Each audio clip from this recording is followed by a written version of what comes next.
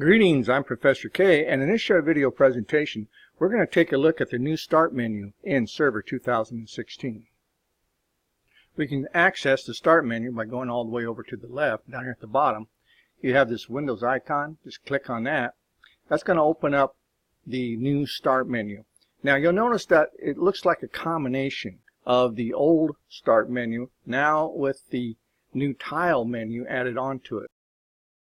By right-clicking on the tile, you have the option to either unpin it from the Start menu or uninstall. You can run as administrator. You can do all kinds of different things just by right-clicking on these tiles.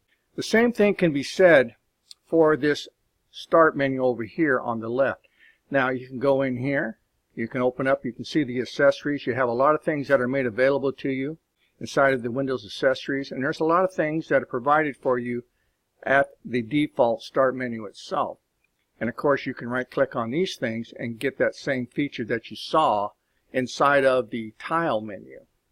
Now another neat feature about this is you can right click on the Start menu and you get a bunch more options. So you got the programs and features. That's a quick way to get to the uninstall of a program that you may want to remove. You got your power options, you got the event viewer, of course you got system, device manager, all these things that you need to have access to right away. You also have the command prompt, and you can also bring up the command prompt for the admin. Now normally I don't do that. I just use the search bar and I just type in what it is I'm looking for and it just brings it up for me. Now another thing you can do is when you go inside of this optional menu here, you can go to the shutdown and you see that you can sign out, you can shut down, or you can restart.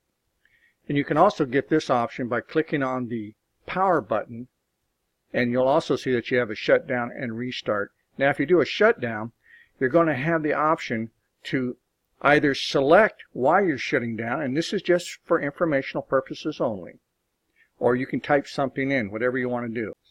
So in this short video presentation, we got to take a look at the new Start menu inside of Server 2016.